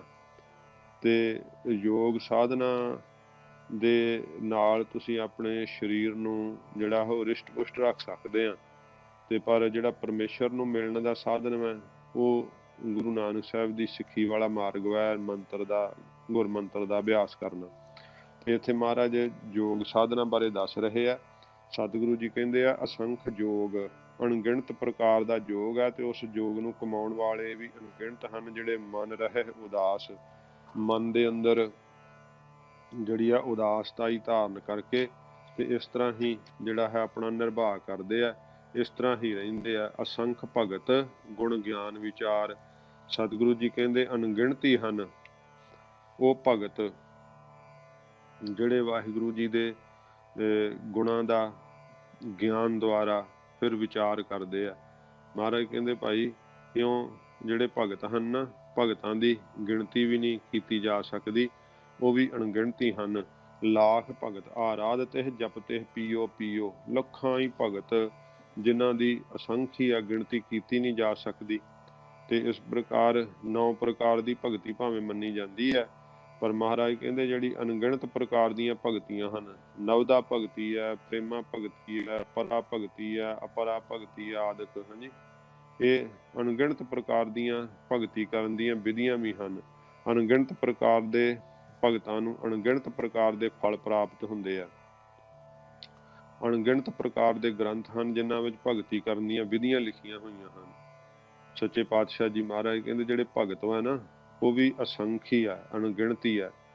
ਤੇ ਇਸ ਪ੍ਰਕਾਰ ਜਿਹੜੇ ਗੁਣਾਂ ਦੀ ਵਿਚਾਰ ਕਰਨ ਵਾਲੇ ਆ ਗਿਆਨ ਦੁਆਰਾ, ਗੁਣ ਵੀ ਅਣਗਿਣਤੀ ਹੈ, ਗਿਆਨ ਵੀ ਜਿਹੜਾ ਨਾ ਉਹ ਵੀ ਅਣਗਿਣਤੀ ਹੈ। ਗਿਆਨ ਦਾ ਵੀ ਥਾਂ ਨਹੀਂ ਜਿਹੜਾ ਨਾ ਉਹ ਪਾਇਆ ਜਾ ਸਕਦਾ। ਸੱਚੇ ਪਾਤਸ਼ਾਹ ਮਹਾਰਾਜ ਕਹਿੰਦੇ ਫਿਰ ਵਿਚਾਰ ਦੁਆਰਾ ਵੀ ਥਾਂ ਨਹੀਂ ਪਾਇਆ ਜਾ ਸਕਦਾ। ਇਹ ਵਿਚਾਰ ਵੀ ਅਣਗਿਣਤ ਵੈ, ਅਸੰਖ ਵੈ, ਗਿਆਨ ਵੀ ਅਸੰਖ ਵੈ, ਗੁਣ ਵੀ ਅਸੰਖ ਹਨ। ਭਗਤ ਵੀ ਗੁਣਾਂ ਨੂੰ ਧਾਰਨ ਕਰਨ ਵਾਲੇ, ਗਿਆਨ ਨੂੰ ਕਮਾਉਣ ਵਾਲੇ, ਵਿਚਾਰ ਕਰਕੇ ਜੀਵ ਇਸ ਦਾ ਨਿਰਣਾ ਕਰਨ ਵਾਲੇ ਅਸੰਖ ਹੀ ਹਨ, ਉਹਨਾਂ ਨੂੰ ਗਿਣਿਆ ਨਹੀਂ ਜਾ ਸਕਦਾ। ਤੇ ਸੱਚੇ ਪਾਤਸ਼ਾਹ ਮਹਾਰਾਜ ਕਹਿੰਦੇ ਆ ਅਣਗਿਣਤ ਪ੍ਰਕਾਰ ਦੇ ਜਿਹੜੇ ਗੁਣ ਹੈ ਉਹਨਾਂ ਵਿੱਚੋਂ ਸਤ, ਸੰਤੋਖ, ਦਇਆ, ਧਰਮ, ਵਿਚਾਰ, ਵੈਰਾਗ, ਵਿਵੇਕ, ਸਰਵਣ, ਮੰਨਣ, ਕਰਨਾ, ਮੁਦਤਾ, ਸ਼ਰਧਾ, ਸਹਿਨਸ਼ੀਲਤਾ, ਇਹ ਸਾਰੇ ਗੁਣ ਹੈ। ਤੇ ਫਿਰ ਆਪਾਂ ਜੇ ਗਿਆਨ ਵੇਖੀਏ, ਅਨੇਕ ਪ੍ਰਕਾਰ ਦੇ ਇਹਨਾਂ ਗੁਣਾਂ ਦੇ ਗਿਆਨ, ਸਰਵਣ ਗਿਆਨ, ਮੰਨਣ ਗਿਆਨ, ਨਿਧਿਆਸਨ ਗਿਆਨ, ਤਤ ਤਵੰਗ ਦਾ ਸੰਸ਼ੋਧਨ ਗਿਆਨ ਕਿ ਤਤ ਕੀ ਹੈ, ਤਵੰਗ ਕੀ ਹੈ, ਇਹ ਵਿਧਾਂਤ ਹੁੰਦਾ। ਇਹਦੇ ਫਿਰ ਆਇਆ ਦਾ ਇਹਦਾ ਜ਼ਿਕਰ ਕਰਾਂਗਾ ਜ਼ਰੂਰ। ਤੇ ਜਿਹੜਾ ਹੈ ਪਰੋਖ ਗਿਆਨ, ਅਪਰੋਖ ਗਿਆਨ, ਪੜਦੇ ਵਾਲਾ ਗਿਆਨ ਹੋਣਾ, ਵਾਹਿਗੁਰੂ ਜੀ ਦੀ ਹੋਂਦ ਦੇ ਉੱਤੇ ਜਿਹੜਾ ਹੈ ਆਪਣੇ ਮਨ ਦੇ ਅੰਦਰ ਵਿਸ਼ਵਾਸ ਕਰਨਾ, ਪਰ ਵੇਖਿਆ ਹੈ ਨਹੀਂ, ਆਪ ਨੂੰ ਅਨੁਭਵ ਕੋਈ ਨਹੀਂ ਹੈਗਾ। ਤੇ ਜਿਹੜਾ ਫਿਰ ਬਿਨਾਂ ਪੜਦੇ ਤੋਂ ਗਿਆਨ ਭਾਵ ਵੇਖ ਲਿਆ ਹੈ, ਪਤਾ ਲੱਗ ਗਿਆ ਹੈ, ਆਪ ਨੂੰ ਅਨੁਭਵ ਹੋ ਗਿਆ ਹੈ। ਇਸ ਪ੍ਰਕਾਰ ਜਿਹੜੇ ਅਣਗਿਣਤ ਹੀ ਪ੍ਰਕਾਰ ਦੇ ਪੁਸਤਕ ਹਨ ਗਿਆਨ ਦਾ ਕਥਨ ਕਰਨ ਵਾਲੇ, ਅਨੇਕਾਂ ਪ੍ਰਕਾਰ ਦਾ ਫਲ ਹੈ ਗਿਆਨ ਦਾ ਜਿਹੜਾ ਉਹ ਦੱਸਣ ਵਾਲੇ। ਫਿਰ ਵਿਚਾਰ ਜਿਹੜੀ ਹੈ ਅਣਗਿਣਤ ਪ੍ਰਕਾਰ ਦੀਆਂ ਜਿਹੜੀਆਂ ਵਿਚਾਰਾਂ ਵਿਚਾਰਨ ਵਾਲੇ ਗਿਆਨਵਾਨ ਪੁਰਖ ਹਨ, ਅਣਗਿਣਤ ਪ੍ਰਕਾਰ ਦੇ ਪੁਸਤਕ ਹਨ ਵਿਚਾਰਾਂ ਵਾਲੇ, ਅਣਗਿਣਤ ਪ੍ਰਕਾਰ ਦੀ ਵਿਚਾਰ ਹੈ, ਅਣਗਿਣਤ ਪ੍ਰਕਾਰ ਦਾ ਉਸਦਾ ਫਲ ਹੈ। ਇਸ ਤਰ੍ਹਾਂ ਸੱਚੇ ਪਾਤਸ਼ਾਹ ਕਹਿੰਦੇ ਅਸੰਖ ਭਗਤ ਗੁਣ ਗਿਆਨ ਵਿਚਾਰ, ਅਣਗਿਣਤ ਹੀ ਹਨ ਉਹ ਭਗਤ, ਅਸੰਖ ਹੀ ਹਨ ਜਿਹੜੇ ਗੁਣਾਂ ਦੀ ਵਿਚਾਰ ਕਰਦੇ ਆ, ਗਿਆਨ ਹਾਸਲ ਕਰਦੇ ਆ। ਤੇ ਭਗਤ ਵੀ ਅਣਗਿਣਤ ਹਨ, ਗੁਣ ਵੀ ਅਣਗਿਣਤ ਹਨ, ਗਿਆਨ ਵੀ ਗਿਣਤੀ ਤੋਂ ਰਹਿਤ ਹੈ, ਤੇ ਗਿਆਨ ਦਾ ਫਲ ਵੀ ਜਿਹੜਾ ਪ੍ਰਾਪਤ ਹੁੰਦਾ ਗਿਣਤੀ ਤੋਂ ਰਹਿਤ ਹੈ। ਵਿਚਾਰ ਜਿਹੜੀ ਆ ਉਹ ਵੀ ਗਿਣਤੀ ਤੋਂ ਰਹਿਤ ਹੈ, ਤੇ ਵਿਚਾਰ ਕਰਕੇ ਜਿਹੜਾ ਫਲ ਪ੍ਰਾਪਤ ਹੁੰਦਾ ਉਹ ਵੀ ਗਿਣਤੀ ਤੋਂ ਰਹਿਤ ਹੈ। ਅਸੰਖ ਸਤੀ ਅਸੰਖ ਦਾਤਾਰ। ਫਿਰ ਸੱਚੇ ਪਾਤਸ਼ਾਹ ਜੀ ਮਹਾਰਾਜ ਕਹਿੰਦੇ ਜਿਹੜੀ ਇਸ ਪ੍ਰਕਾਰ ਅਣਗਿਣਤ ਪ੍ਰਕਾਰ ਦੇ ਸੱਤ ਰੱਖਣ ਵਾਲੀਆਂ ਅਣਗਿਣਤ ਹੀ ਸਤੀਆਂ ਹਨ, ਜਿਹੜੀਆਂ ਬੀਬੀਆਂ ਵੱਡਿਆਂ ਨੂੰ ਪਿਤਾ ਸਮਾਨ, ਬਰਾਬਰਦਿਆਂ ਨੂੰ ਭਰਾ, ਛੋਟਿਆਂ ਨੂੰ ਪੁੱਤਰਾਂ ਸਮਾਨ ਸਮਝਦੀਆਂ ਹਨ। ਇੱਕ ਪਤੀਵਰਤਾ ਧਰਮ ਵਿੱਚ ਪਰਪੱਕ ਰਹਿੰਦੀਆਂ ਹਨ। ਅਬਰਾ ਦੇਖ ਨਾ ਸੁਣਿਆ ਅਪੱਖ ਹੈ, ਇਸ ਪ੍ਰਕਾਰ ਦਾ ਜੀਵਨ ਹੈ ਤੇ ਉਹਨਾਂ ਨੂੰ ਸਤੀ ਕਿਹਾ ਜਾਂਦਾ ਹੈ। ਤੇ ਸਤੀਆਂ ਵੀ 5 ਪ੍ਰਕਾਰ ਦੀਆਂ ਮੰਨੀਆਂ ਜਾਂਦੀਆਂ। ਇੱਕ ਪਤੀ ਬਿਨਾਂ ਹੋਰ ਸਭ ਇਸਤਰੀਆਂ ਹੀ ਸਮਝਣੀਆਂ, ਪਹਿਲੇ ਦਰਜੇ ਦੀਆਂ ਜਿਹੜੀਆਂ ਸਤੀਆਂ ਹੁੰਦੀਆਂ। ਬਿਨ ਪਿਰ ਪੁਰਖ ਨਾ ਜਾਣਈ, ਸਾਚੇ ਗੁਰ ਕੈ ਹੇਤ ਪਿਆਰ, ਏਕਾ ਪੁਰਖ ਸਬਾਈ ਨਾਰ। ਹਾਂਜੀ, ਉਹ ਇੱਕ ਦਰਜੇ ਦੀਆਂ, ਪਹਿਲੇ ਦਰਜੇ ਦੀਆਂ ਸਤੀਆਂ ਜਿਨ੍ਹਾਂ ਨੇ ਆਪਣੇ ਪਤੀ ਨੂੰ ਮਰਦ ਜਾਣਿਆ, ਬਾਕੀ ਸਭ ਨੂੰ ਇਸਤਰੀਆਂ ਜਾਣਦੇ ਆ।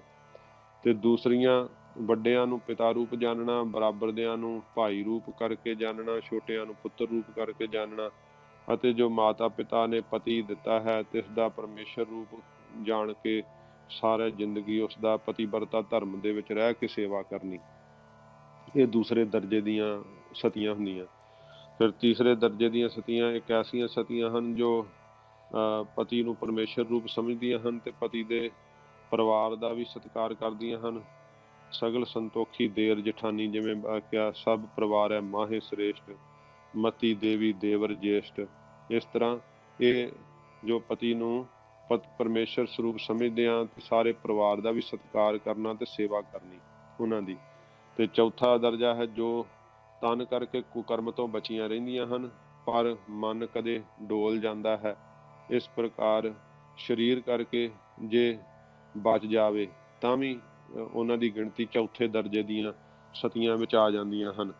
ਤੇ ਫਿਰ ਪੰਜਵੇਂ ਦਰਜੇ ਦੀਆਂ ਹਨ ਜੋ ਕੁਕਰਮ ਕਰਨਾ ਚਾਹੁੰਦੀਆਂ ਹਨ ਪਰ ਕਰ ਨਹੀਂ ਸਕਦੀਆਂ, ਭਾਵ ਇਕਾਂਤ ਸਮਾਂ ਨਹੀਂ ਪ੍ਰਾਪਤ ਹੁੰਦਾ, ਭਾਵ ਮਨ ਡੋਲਿਆ ਰਹਿੰਦਾ ਹੈ ਪਰ ਫਿਰ ਵੀ ਸਰੀਰ ਕਰਕੇ ਜੇ ਮਤਲਬ ਬਚ ਜਾਂਦੀਆਂ ਹਨ ਤਾਂ ਵੀ ਸਤ ਨਹੀਂ ਉਹਨਾਂ ਦਾ ਜਿਹੜਾ ਸਰੀਰ ਕਰਕੇ ਭੰਗ ਹੁੰਦਾ, ਤੇ ਉਹਨਾਂ ਨੂੰ ਵੀ ਸਤੀਆਂ ਪੰਜਵੇਂ ਦਰਜੇ ਦੀਆਂ ਕਿਹਾ ਜਾਂਦਾ ਹੈ।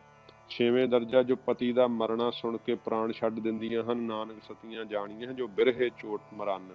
ਇਸ ਪ੍ਰਕਾਰ ਜਿਨ੍ਹਾਂ ਨੂੰ ਪਤੀ ਦਾ ਜਿਹੜਾ ਹੈ ਉਹ ਮਰਨਾ ਸੁਣ ਕੇ ਹੀ ਜਿਹੜਾ ਪ੍ਰਾਣ ਨਿਕਲ ਜਾਂਦੇ ਆ, ਇਸ ਪ੍ਰਕਾਰ ਮਹਾਰਾਜ ਕਹਿੰਦੇ ਭਾਈ ਇਹ ਸਤੀਆਂ ਜਿਹੜੀਆਂ ਹਨ ਅਸੰਖ ਅਣਗਿਣਤੀ ਹੈ ਤੇ ਗਿਣ ਕੇ ਦਸੀਆਂ ਨਾ, ਤੇ ਇਹਨਾਂ ਦੀ ਵੀ ਗਿਣਤੀ ਨਹੀਂ ਕੀਤੀ ਜਾ ਸਕਦੀ ਕਿ ਕਿੰਨੇ ਪ੍ਰਕਾਰ ਦੀਆਂ ਜਿਹੜੀਆਂ ਹਨ ਸਤੀਆਂ ਹਨ।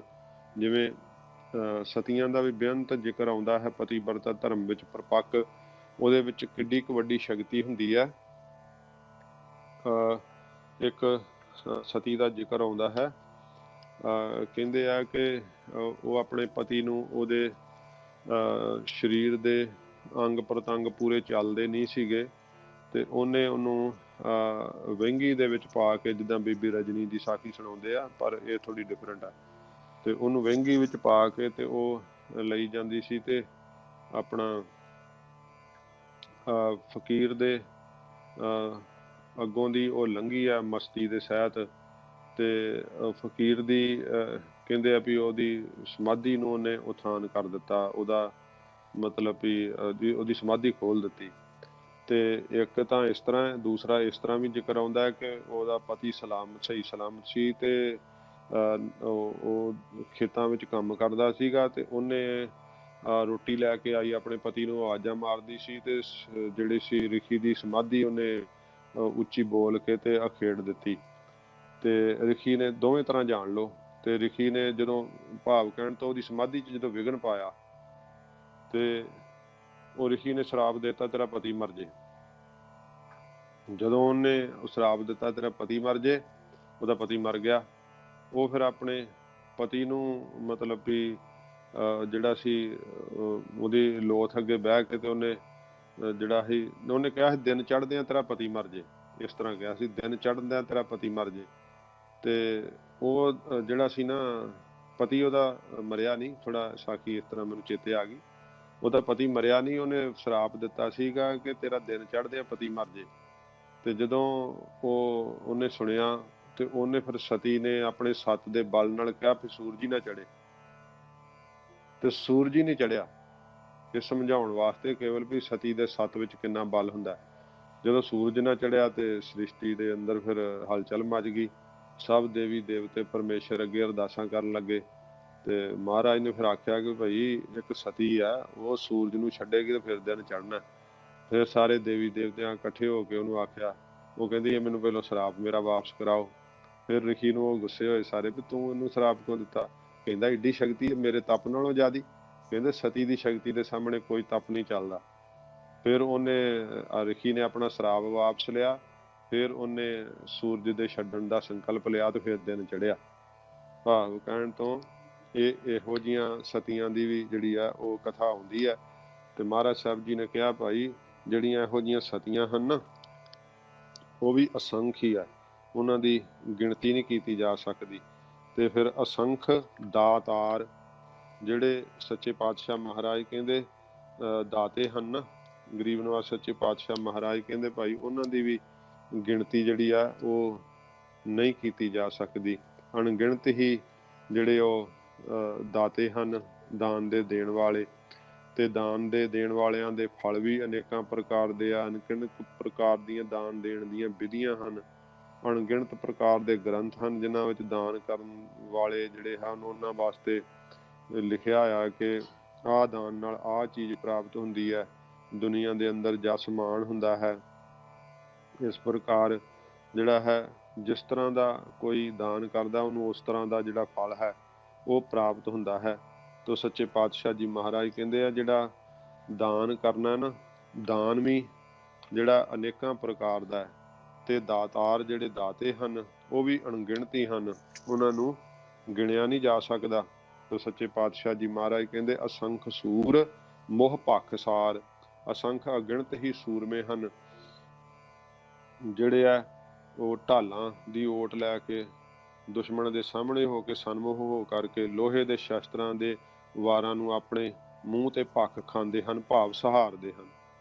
ਜਿਹੜੇ ਸਾਹਮਣੇ ਹੋ ਕੇ ਲੋਹਾ ਲੈਂਦੇ ਹਨ, ਬੜੇ ਵੀਰਜ ਨਾਲ ਬੜੇ ਬਲ ਨਾਲ ਸੱਚੇ ਪਾਤਸ਼ਾਹ ਜੀ ਕਹਿੰਦੇ ਲੜਨ ਵਾਲੇ ਜਿਹੜੇ ਸੂਰਮੇ ਹਨ ਨਾ, ਜਿਹੜੇ ਮੋਹ ਭੱਖ ਸਾਰ, ਭਾਵ ਮੂੰਹ ਦੇ ਉੱਤੇ ਭੱਖ ਖਾਂਦੇ ਹਨ, ਸਾਰ ਲੋਹਾ ਭਾਵ ਸਾਹਮਣੇ ਮੂੰਹ ਦੇ ਉੱਤੇ ਛਾਤੀ ਦੇ ਉੱਤੇ ਵਾਰ ਜਲਦੇ ਹਨ। ਇਹੋ ਜਿਹੇ ਸੂਰਬੀਰ ਯੋਧੇ ਵੀ ਸੱਚੇ ਪਾਤਸ਼ਾਹ ਮਹਾਰਾਜ ਕਹਿੰਦੇ ਭਾਈ ਅਣਗਿਣਤੀ ਹੈ।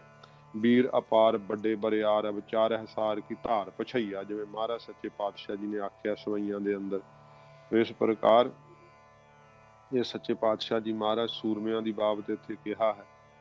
ਜਿਹੜੇ ਮਹਾਰਾਜ ਸੱਚੇ ਪਾਤਸ਼ਾਹ ਜੀ ਨੇ ਵੀ ਜਿਹੜਾ ਹੈ ਉਹ ਸੂਰਬੀਰਾਂ ਦੀ ਬਾਬਤ ਕਿਹਾ ਨਾ ਵੀ ਜੀਵਨ ਜਿਹੜਾ ਉਹ ਧਨ ਕਿਵੇਂ ਹੁੰਦਾ ਹੈ। ਮਹਾਰਾਜ ਨੇ ਕਿਹਾ ਧਨ ਜੀਓ ਤਿਹ ਕੋ ਜਗ ਮੈਂ ਮੁਖ ਤੇ ਹਰ ਚਿੱਤ ਮੈਂ ਯੁੱਧ ਵਿਚਾਰ ਹੈ। ਜਿਹੜਾ ਚਿੱਤ ਦੇ ਅੰਦਰ ਜਿਹੜਾ ਯੁੱਧ ਦਾ ਜਿਹੜਾ ਚਿੱਤ ਦੇ ਵਿੱਚ ਵਿਚਾਰ ਕਰੇ, ਧਰਮ ਯੁੱਧ ਨੂੰ ਕਰਨ ਨੂੰ, ਮੁਖ ਦੇ ਉੱਤੇ ਵਾਹਿਗੁਰੂ ਵਾਹਿਗੁਰੂ ਜਪੇ। ਕਿਉਂਕਿ ਮਹਾਰਾਜ ਨੇ ਕਿਹਾ ਦੇਹ ਅਨਿਤ ਨਾ ਨਿਤ ਰਹਿ। ਜਿਹੜੀ ਇਹ ਦੇਹੀ ਹੈ ਨਾ ਇਹ ਅਨਿਤ ਹੈ, ਭਾਵ ਨਿਤ ਨਹੀਂ ਰਹਿਣ ਵਾਲੀ। ਇਸ ਕਰਕੇ ਜਸ ਨਾਵ ਚੜ੍ਹੈ ਭਵ ਸਾਗਰ ਤਾਰੈ। ਫਿਰ ਜਸ ਰੂਪੀ ਨਾਵ ਦੇ ਉੱਤੇ ਚੜ੍ਹ ਕਰਕੇ ਵਾਹਿਗੁਰੂ ਦੇ ਜਸ ਰੂਪੀ ਜਹਾਜ਼ ਦੇ ਉੱਪਰ ਚੜ੍ਹ ਕੇ ਸੰਸਾਰ ਸਮੁੰਦਰ ਨੂੰ ਉਹ ਸੂਰਮੇ ਤਰ ਜਾਂਦੇ ਆ। ਧੀਰਜ ਧਾਮ ਬਣਾਏ ਇਹ ਤਨ ਬੁੱਧ ਸੋ ਦੀਪਕ ਜਿਉਂ ਜਿਆਰੈ। ਆਪਣੇ ਤਨ ਨੂੰ ਧੀਰਜ ਦਾ ਘਰ ਬਣਾਉਂਦੇ ਆ ਤੇ ਬੁੱਧੀ ਦੇ ਅੰਦਰ ਜਿਹੜਾ ਹੈ ਉਹ ਗਿਆਨ ਦਾ ਦੀਪਕ ਬਾਲਦੇ ਆ। ਗਿਆਨਹਿ ਕੀ ਵੱਡਨੀ ਮਨੋ ਹਾਥ ਲੈ। ਫਿਰ ਗਿਆਨ ਦਾ ਝਾੜੂ ਆਪਣੇ ਹੱਥ ਵਿੱਚ ਲੈ ਕੇ ਖਾਤਰਤਾ ਕੁਤਵਾਰ ਬਹਾਰ ਹੈ। ਕਾਇਰਤਾ ਨੂੰ ਆਪਣੇ ਅੰਦਰੋਂ ਹੀ ਹੂੰਝ ਦਿੰਦੇ ਆ, ਨਾਸ਼ ਕਰ ਦਿੰਦੇ ਆ। ਜੋ ਸੱਚੇ ਪਾਤਸ਼ਾਹ ਕਹਿੰਦੇ ਅਸੰਖ ਸੂਰ ਮੋਹ ਭਖ ਸਾਰ। ਆਪਣੇ ਮੂੰਹ ਦੇ ਉੱਤੇ ਬਹਾਦਰ ਸੂਰਮੇ ਜਿਹੜੇ ਆ, ਜਿਹੜੇ ਵਾਰ ਨੂੰ ਝੱਲਦੇ ਆ ਤੇ ਆਪਣਾ ਵਾਰ ਕਰਦੇ ਆ। ਜੋ ਸੱਚੇ ਪਾਤਸ਼ਾਹ ਮਹਾਰਾਜ ਕਹਿੰਦੇ ਭਾਈ ਉਹ ਵੀ ਅਨੇਕਾਂ ਹੀ ਹਨ।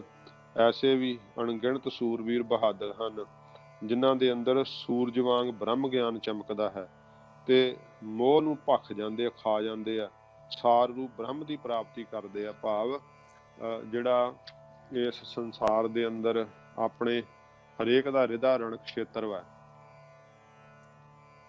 ਤੇ ਉਹ ਆਪਣੇ ਅੰਦਰ ਹੀ ਰੋਜ਼ ਜੰਗ ਲੜਦਾ ਹੈ। ਤੇ ਜਦੋਂ ਆਸੁਰੀ ਸੰਪਦਾ ਦੇ ਨਾਲ ਦੈਵੀ ਸੰਪਦਾ ਲੜਦੀ ਹੈ, ਇੱਧਰ ਹੈਗੇ ਆ ਸਤ ਸੰਤੋਖ ਦਇਆ ਧਰਮ ਸੂਰਬੀਰ, ਉਧਰ ਹੈਗੀ ਆ ਜਿਹੜੀ ਆਸੁਰੀ ਸੰਪਦਾ ਦੇ ਜਰਨੈਲ ਕਾਮ ਕ੍ਰੋਧ ਲੋਭ ਮੋਹ ਹੰਕਾਰ ਸ਼ਬਦ ਸਪਰਸ਼ ਰੂਪ ਰਸ ਗੰਧ, ਇਹ ਸਾਰੇ ਉਧਰਲੇ ਜਰਨੈਲ ਆ। ਤੇ ਇੱਧਰ ਦੈਵੀ ਸੰਪਦਾ ਦੇ ਜਿਹੜੇ ਸਤ ਸੰਤੋਖ ਦਇਆ ਧਰਮ ਆਦਿਕ ਜਰਨੈਲ ਨੇ ਇਹ ਫਿਰ ਜਿਵੇਂ ਭਗਤ ਜੀ ਨੇ ਆਖਿਆ ਨਾ, ਸਤ ਸੰਤੋਖ ਦੋਏ ਲੈ ਲਰਨੇ ਲਾਗਾ, ਤੋਰੇ ਦੋਏ ਦਰਵਾਜ਼ਾ। ਹਾਂਜੀ, ਇਸ ਤਰ੍ਹਾਂ ਉਹ ਫਿਰ ਜਿਹੜੇ ਯੁੱਧ ਕਰਦੇ ਆ ਸੂਰਬੀਰ, ਉਹ ਵੀ ਮਹਾਰਾਜ ਕਹਿੰਦੇ ਅਸੰਖ ਹੀ ਆ, ਅਣਗਿਣਤ ਹੀ ਆ, ਜਿਹੜੇ ਵਾਰ ਝੱਲਦੇ ਆ ਤੇ ਇਧਰੋਂ ਫਿਰ ਪੂਰਾ ਵਾਰ ਕਰਦੇ ਆ। ਭਾਵ ਉਹਨਾਂ ਦੀ ਫਿਰ ਦੇਵੀ ਸੰਪਦਾ ਦੀ ਜਿਹੜੀ ਆ ਨਾ ਜਿੱਤ ਹੁੰਦੀ ਆ। ਤੇ ਸਤਿਗੁਰੂ ਜੀ ਕਹਿੰਦੇ ਇਹੋ ਜਿਹੇ ਸੂਰਮੇ ਵੀ ਸਿੱਧੋ ਅਸੰਖ ਹੀ ਹਨ, ਅਣਗਿਣਤ ਹੀ ਹਨ। ਅਸੰਖ ਮੋਨ ਲਿਵ ਲਾਏ ਤਾਰ, ਜਿਉਂ ਸਤਿਗੁਰੂ ਜੀ ਕਹਿੰਦੇ ਅਣਗਿਣਤ ਹੀ ਮੋਨੀ ਪੁਰਖ ਹਨ, ਜਿਹੜੇ ਤੇਲ ਧਾਰਾਵਤ ਜਿਹੜੀ ਆ ਉਹ ਇੱਕ ਰਸ ਮੋਨ ਧਾਰ ਕੇ ਰੱਖਦੇ ਆ। ਜਿਹੜਾ ਹੈ ਉਹ ਮੋਨ ਵੀ ਅਣਗਿਣਤ ਪ੍ਰਕਾਰ ਦਾ ਹੈ, ਤੇ ਅਣਗਿਣਤ ਹੀ ਗ੍ਰੰਥ ਹਨ ਮੋਨਾਂ ਦਾ ਸਰੂਪ ਕਥਨ ਕਰਨ ਵਾਲੇ, ਕਿ ਕਿੰਨੇ ਪ੍ਰਕਾਰ ਦਾ ਮੋਨ ਹੁੰਦਾ ਹੈ। ਅਣਗਿਣਤ ਪ੍ਰਕਾਰ ਦੇ ਮੋਨ ਦੇ ਫਲ ਹਨ, ਜਿਵੇਂ ਉਹ ਦੱਸਿਆ ਸ਼ਾਇਦ ਅੱਗੇ ਜ਼ਿਕਰ ਆਇਆ ਸੀ, ਗੁੰਗ ਮੋਨ ਹੁੰਦਾ ਹੈ, ਜੜ ਮੋਨ ਹੁੰਦਾ ਹੈ, ਕਾਸ਼ਟ ਮੋਨ ਹੁੰਦਾ ਹੈ ਤੇ ਗਿਆਨ ਮੋਨ ਹੁੰਦਾ ਹੈ। ਗੁੰਗ ਮੋਨ ਤਾਂ ਜਿਹੜਾ ਪਹਿਲਾਂ ਬਚਪਨ ਤੋਂ ਹੀ ਜਿਹੜਾ ਹੈ ਉਹ ਗੂੰਗਾ ਹੋਵੇ, ਕੋਈ ਰੋਗ ਹੋਣ ਕਰਕੇ ਤੇ ਫਿਰ ਬੋਲਿਆ ਨਾ ਜਾਵੇ, ਉਹਨੂੰ ਗੁੰਗ ਮੋਨ ਕਹਿੰਦੇ ਆ। ਜੜ ਮੋਨ ਹੁੰਦਾ ਮੂਰਖਤਾ ਕਰਕੇ, ਨਾ ਕੋਈ ਗੱਲ ਆਵੇ ਵਿਦਵਾਨਾਂ ਦੀ ਸਭਾ ਦੇ ਅੰਦਰ, ਅਗਲਾ ਕੋਈ ਗੱਲ ਪੁੱਛੇ ਤੇ ਫਿਰ ਜਵਾਬ ਹੀ ਨਾ ਉਹਦਾ ਆਵੇ, ਉਹਨੂੰ ਜੜ ਮੋਨ ਕਹਿੰਦੇ ਆ। ਕਾਸ਼ਟ ਮੋਨ ਹੁੰਦਾ ਲੱਕੜ ਵਾਂਗੂ ਹੱਠ ਕਰਕੇ ਜਿਹੜਾ ਹੈ ਉਹ ਮੋਨ ਧਾਰਨ ਕਰਨਾ। ਗਿਆਨ ਮੋਨ ਹੁੰਦਾ ਕਿ ਸਾਰਿਆਂ ਵਿੱਚ ਵਾਹਿਗੁਰੂ ਨੂੰ ਵੇਖ ਕੇ ਤੇ ਚੁੱਪ ਧਾਰਨ ਕਰ ਲੈਣੀ, ਜਿਸ ਤਰ੍ਹਾਂ ਉਹ ਜ਼ਿਕਰ ਆਉਂਦਾ ਕਿ ਸਮਝਦਾ ਹੈ ਜਿੱਦਾਂ ਜਗਿਆਸੂ, ਤੇ ਵੀ ਇਹ ਮੈਂ ਆ ਮੇਰੀ ਹੈ, ਆ ਤੇਰੀ ਚੀਜ਼ ਹੈ। ਇਹ ਜਦੋਂ ਯਹ ਮੈਂ ਮਮ ਯਹ ਨਾਹਿ ਮਮ, ਵੀ ਇਹ ਮੇਰੀ ਹੈ, ਇਹ ਤੇਰੀ ਮੇਰੀ ਨਹੀਂ। ਸਭ ਵਿਕਲਪ ਭਏ ਛੀਨ, ਜਦੋਂ ਇਹ ਸਾਰੇ ਸੰਕਲਪ ਨਾਸ਼ ਹੋ ਜਾਣ, ਪਰਮਾਤਮ ਪੂਰਨ ਸਕਲ ਮੈਂ ਜਾਨ ਮੋਨ ਤਾਲੀਨ, ਸਾਰਿਆਂ ਵਿੱਚ ਵਾਹਿਗੁਰੂ ਨੂੰ ਬਰਾਬਰ ਜਾਣ ਕਰਕੇ ਉਹ ਫਿਰ ਚੁੱਪ ਧਾਰਨ ਕਰ ਜਾਂਦੇ ਆ। ਇਸ ਤਰ੍ਹਾਂ ਹੰਗਤਾ ਮਮਤਾ ਪੰਜੇ ਕੋਸ਼ਾਂ ਦੇ ਅਭਿਮਾਨ ਤੋਂ, ਭਾਵ ਤਿੰਨਾਂ ਦੇਹਾਂ ਦੇ ਅਭਿਮਾਨ ਤੋਂ ਰਹਿਤ ਹੋਣਾ ਤੇ ਸਾਰਿਆਂ ਵਿੱਚ ਵਾਹਿਗੁਰੂ ਨੂੰ ਪੂਰਨ ਜਾਣਨਾ, ਇਹ ਜਿਹੜਾ ਸੰਕਲਪ ਸਾਰੇ ਮਿਟ ਜਾਂਦੇ, ਇਹਨੂੰ ਗਿਆਨ ਮੋਨ ਕਹਿੰਦੇ ਆ। ਸੱਚੇ ਪਾਤਸ਼ਾਹ ਜੀ ਮਹਾਰਾਜ ਕਹਿੰਦੇ ਜਿਹੜੇ ਮੋਨ ਹਨ ਨਾ, ਮੋਨ ਧਾਰਨ ਕਰਨੇ, ਇਹ ਵੀ ਅਨੇਕਾਂ ਪ੍ਰਕਾਰ ਦੇ ਆ, ਇਹਨਾਂ ਦੀ ਗਿਣਤੀ ਨਹੀਂ ਕੀਤੀ ਜਾ ਸਕਦੀ। ਤੇ ਜਿਹੜੇ ਲਿਵ ਇੱਕ ਜਿਹੜੀ ਹੈ ਲਿਵ ਲਾ ਕੇ, ਭਾਵ ਤੇਲ ਧਾਰਾ ਦੀ ਤਰ੍ਹਾਂ, ਤਾਰ ਹੁੰਦੇ ਵੀ ਧਾਰਾ, ਤੇਲ ਦੀ ਧਾਰਾ, ਇਹ ਇਸ ਤਰ੍ਹਾਂ ਜਿਹੜੇ ਮੋਨ ਕਈ 12-12 ਸਾਲ ਨਹੀਂ ਬੋਲਦੇ, ਤੇ ਕਿੰਨਾ ਕਿੰਨਾ ਲੰਮਾ ਸਮਾਂ ਜਿਹੜਾ ਹੈ ਉਹ ਬੋਲਦੇ ਨਹੀਂ, ਉਹਨਾਂ ਦੀ ਵੀ ਮਹਾਰਾਜ ਸੱਚੇ ਪਾਤਸ਼ਾਹ ਜੀ ਕਹਿੰਦੇ ਭਾਈ ਗਿਣਤੀ ਨਹੀਂ ਕੀਤੀ ਜਾ ਸਕਦੀ। ਇਹ ਸੱਚੇ ਪਾਤਸ਼ਾਹ ਜੀ ਮਹਾਰਾਜ ਸਿੱਧਾਂ ਨੂੰ ਗਰੀਬ ਨਿਵਾਸ ਸੱਚੇ ਪਾਤਸ਼ਾਹ ਜੀ ਦੱਸ ਰਹੇ ਆ ਕਿ ਅਣਗਿਣਤੀ ਹਨ, ਉਹਨਾਂ ਨੂੰ ਗਿਣਿਆ ਨਹੀਂ ਜਾ ਸਕਦਾ। ਤੋ ਸੂਰਮੇ ਅਨੇਕਾਂ ਹਨ, ਜਿਨ੍ਹਾਂ ਦੀ ਗਿਣਤੀ ਨਹੀਂ ਕੀਤੀ ਜਾ ਸਕਦੀ, ਜਿਹੜੇ ਮੂੰਹ ਦੇ ਉੱਤੇ ਸੱਟਾਂ ਖਾਂਦੇ ਆ ਜੰਗ ਦੇ ਮੈਦਾਨ ਦੇ ਅੰਦਰ, ਤੇ ਐਸੇ ਮੁੰਨੀ ਮੋਨ ਧਾਰਨ ਵਾਲੇ ਵੀ ਅਣਗਿਣਤੀ ਹਨ, ਜਿਹੜੇ ਸੱਚੇ ਪਾਤਸ਼ਾਹ ਜੀ ਮਹਾਰਾਜ ਕਹਿੰਦੇ ਭਾਈ ਇੱਕ ਤੇਲ ਧਾਰਾ ਦੀ ਤਰ੍ਹਾਂ, ਸਤਿਗੁਰੂ ਜੀ ਕਹਿੰਦੇ ਭਾਈ ਜਿਹੜੀ ਆ ਚੁੱਪ ਵੱਟ ਕੇ, ਭਾਵ ਮੋਨ ਰੱਖ ਕੇ ਰਹਿੰਦੇ ਆ। ਸਤਿਗੁਰੂ ਪਾਤਸ਼ਾਹ ਮਹਾਰਾਜ ਫਿਰ ਇਹ ਜਿਹੜੀ ਆ ਗਰੀਬ ਨਿਵਾਜ ਜੀ ਜਿਹੜੀ ਆ ਸਤਿਗੁਣੀ ਸ੍ਰਿਸ਼ਟੀ ਦੱਸਦਿਆਂ ਹੋਇਆ ਮਹਾਰਾਜ ਪੌੜੀ ਦੀ ਸੰਪੂਰਨਤਾ ਕਰਦੇ ਆ। ਮਹਾਰਾਜ ਆਖਿਆ ਕੁਦਰਤ ਕਵਣ ਕਹਾ ਵਿਚਾਰ, ਸਿੱਧੋ ਉਸ ਦੀ ਕੁਦਰਤ ਦੀ ਸ਼ਕਤੀ ਦੀ ਜਿਹੜੀ ਵਿਚਾਰ ਹੈ ਨਾ, ਸੱਚੇ ਪਾਤਸ਼ਾਹ ਮਹਾਰਾਜ ਕਹਿੰਦੇ ਭਾਈ ਸ਼ਕਤੀ ਉਹਦੀ ਕਹੀ ਨਹੀਂ ਜਾ ਸਕਦੀ। ਪਰਮੇਸ਼ਰ ਦਾ ਜਿਹੜਾ ਹੈ ਨਾ ਸਵਰੂਪ ਜਿਹੜਾ ਹੈ ਉਹ ਕਥਨ ਨਹੀਂ ਕੀਤਾ ਜਾ ਸਕਦਾ। ਉਹਦੀ ਕਾਦਰ ਦੀ ਕੁਦਰਤ ਨੂੰ ਕਵਣ ਕਿਹੜਾ ਹੈ ਜਿਹੜਾ ਵਿਚਾਰ ਕੇ ਕਥਨ ਕਰ ਸਕੇ। ਸੱਚੇ ਪਾਤਸ਼ਾਹ ਜੀ ਮਹਾਰਾਜ ਕਹਿੰਦੇ ਵਾਰਿਆ ਨਾ ਜਾਵਾ ਏਕ ਵਾਰ, ਜਿਨ੍ਹਾਂ ਨੇ ਮਹਾਰਾਜ ਸਾਹਿਬ ਜੀ ਦੇ ਨਾਮ ਨੂੰ ਜਪਿਆ ਹੈ, ਉਹਨਾਂ ਤਤ ਬੇਤਿਆਂ ਨੂੰ ਜੋ ਆਨੰਦ ਪ੍ਰਾਪਤ ਹੋਇਆ ਹੈ, ਉਸ ਦਾ ਇੱਕ ਵਾਰ ਰੋਮ ਮਾਤਰ ਵੀ ਵਾਰਿਆ ਵਰਣਨ ਨਹੀਂ ਕੀਤਾ ਜਾ ਸਕਦਾ। ਇਹ ਅਰਥ ਸਮਝਣਾ ਕਿ ਇੱਕ ਰੋਮ ਮਾਤਰ ਵੀ, ਵਾਰਿਆ ਦਾ ਅਰਥ ਕੀ ਵਰਣਨ ਕਰਨਾ। ਜਿੰਨਾ ਬ੍ਰਹਮ ਗਿਆਨੀ ਨੂੰ ਆਨੰਦ ਆ ਜਾਂਦਾ ਨਾਮ ਦੇ ਜਪਣ ਦਾ, ਕਾਦਰਤ ਦੀ ਕੁਦਰਤ ਵੇਖ ਕੇ, ਪਰਮੇਸ਼ਰ ਦੇ ਜਿਹੜਾ ਹੈ ਉਸ ਸਵਰੂਪ ਨੂੰ ਵੇਖ ਕੇ ਜਿਹੜਾ ਉਹਨਾਂ ਨੂੰ ਆਨੰਦ ਆ ਜਾਂਦਾ, ਇੱਕ ਰੋਮ ਮਾਤਰ ਵੀ ਸੱਚੇ ਪਾਤਸ਼ਾਹ ਕਹਿੰਦੇ ਭਾਈ ਵਾਰਿਆ ਵਰਣਨ ਨਹੀਂ ਕੀਤਾ ਜਾ ਸਕਦਾ। ਜੋ ਤੁਧ ਭਾਵ ਹੈ ਸਾਈ ਭਲੀ ਕਾਰ। ਇਹ ਵਾਹਿਗੁਰੂ जो ਤੈਨੂੰ ਕਰਮ ਉਪਾਸਨਾ ਗਿਆਨ ਅਨੁਭਵ ਪ੍ਰਕਾਸ਼ ਜਿਹੜੇ ਆ ਇਹਨਾਂ ਵਿੱਚੋਂ ਜੋ ਵੀ ਤੈਨੂੰ ਭਾਉਂਦਾ ਹੈ ਆਪਣੇ ਅਧਿਕਾਰ ਮੂਜਕ ਸੱਚੇ ਪਾਤਸ਼ਾਹ ਜੀ ਮਹਾਰਾਜ ਕਹਿੰਦੇ ਆ ਜੋ ਵੀ ਤੈਨੂੰ ਭਾ ਜਾਵੇ ਸਾਡਾ ਕਰਮ ਉਹੋ ਹੀ ਭਲਾ ਹੈ। ਅਥਵਾ ਮਹਾਰਾਜ ਕਹਿੰਦੇ ਜੋ ਤੁਧ ਭਾਵੈ ਜੋ ਵਾਹਿਗੁਰੂ ਤੈਨੂੰ ਭਾਉਂਦਾ ਹੈ ਉਹੋ ਹੀ ਕਾਰ ਜਿਹੜੀ ਹੈ ਨਾ ਉਹ ਭਲੀ ਹੈ। ਭਾਵ ਭਾਣੇ ਵਿੱਚ ਸਤਿਗੁਰੂ ਜੀ ਕਹਿੰਦੇ ਭਾਈ ਆਉਣਾ ਚਾਹੀਦਾ ਹੈ। ਤੂੰ ਸਦਾ ਸਲਾਮਤ ਨਿਰੰਕਾਰ, ਇਹ ਮਾਇਕੀ ਆਕਾਰਾਂ ਤੋਂ ਰਹਿਤ ਵਾਹਿਗੁਰੂ ਤੂੰ ਸਦਾ ਸਲਾਮਤ ਰਹਿਣ ਵਾਲਾ ਹੈ, ਸਦਾ ਇੱਕ ਰਸ ਰਹਿਣ ਵਾਲਾ ਹੈ। ਇਉਂ ਸੱਚੇ ਪਾਤਸ਼ਾਹ ਜੀ ਮਹਾਰਾਜ ਰਾਜਸੀ ਜਿਹੜੀ ਵਾਹਿਗੁਰੂ ਜਿਹੜੀ ਅਸ਼ਾਂਤਕੀ ਸ੍ਰਿਸ਼ਟੀ ਇਹ ਸੱਚੇ ਪਾਤਸ਼ਾਹ ਜੀ ਮਹਾਰਾਜ ਨੇ ਜਿਹੜੀ ਇਸ ਪੌੜੀ ਦੇ ਅੰਦਰ ਵਰਣਨ ਕੀਤੀ ਹੈ। ਹੁਣ ਸੰਖੇਪ ਰੂਪ ਵਿੱਚ ਇਹਦੇ ਅਰਥ ਸਮਝਣੇ, ਫਿਰ ਆਪਾਂ ਸਮਾਪਤੀ ਕਰ ਦਿਆਂਗੇ। ਸੱਚੇ ਪਾਤਸ਼ਾਹ ਜੀ ਮਹਾਰਾਜ ਕਹਿੰਦੇ ਅਸੰਖ ਜਪ, ਹੇ ਨਿਰੰਕਾਰ ਅਣਗਿਣਤ ਹੀ ਤੇਰਾ ਜਪ ਕਰ ਰਹੇ ਹਨ ਤੇ ਅਸੰਖ ਭਾਵ ਅਣਗਿਣਤ ਹੀ ਪ੍ਰੇਮ ਕਰ ਰਹੇ ਹਨ। ਅਸੰਖ ਪੂਜਾ ਅਣਗਿਣਤ ਪੂਜਾ ਕਰ ਰਹੇ ਹਨ। ਅਸੰਖ ਤਪ ਤਾਓ ਅਨੇਕਾਂ ਜਿਹੜੇ ਹਨ ਉਹ ਤਪ ਕਰ ਰਹੇ ਹਨ, ਤਪ ਨੂੰ ਤਪਾ ਰਹੇ ਹਨ। ਅਸੰਖ ਗ੍ਰੰਥ ਮੁਖ ਵੇਦ ਪਾਠ ਤੇ ਅਣਗਿਣਤ ਪਾਠ ਵੇਦਾਂ ਦੇ ਹੋਰ ਧਰਮ ਦੇ ਗ੍ਰੰਥਾਂ ਦੇ ਮੂੰਹ ਨਾਲ ਕਰ ਰਹੇ ਹਨ। ਉਹਨਾਂ ਦੀ ਵੀ ਗਿਣਤੀ ਨਹੀਂ ਆ ਸਕਦੀ। ਜਿਹੜੇ ਆਪਣੇ ਮੁਖ ਤੋਂ ਵੇਦਾਂ ਦਾ ਪਾਠ ਕਰ ਰਹੇ, ਇਹ ਮੂਲ ਅਰਥ ਸਾਰੇ ਦੱਸ ਰਹੇ ਹਨ। ਉਹਨਾਂ ਗ੍ਰੰਥਾਂ ਦਾ ਵੀ ਅੰਤ ਨਹੀਂ ਆ ਸਕਦਾ ਤੇ ਉਹਨਾਂ ਗ੍ਰੰਥਾਂ ਦਾ ਮੁਖ ਤੋਂ ਵੇਦਾਂ ਦਾ ਪਾਠ ਕਰਨ ਵਾਲੇ ਉਹ ਵੀ ਜਿਹੜੇ ਹਨ ਮਹਾਰਾਜ ਕਹਿੰਦੇ ਭਾਈ ਅਣਗਿਣਤੀ ਹਨ। ਅਸੰਖ ਜੋਗ ਮਨ ਰਹਿ ਉਦਾਸ,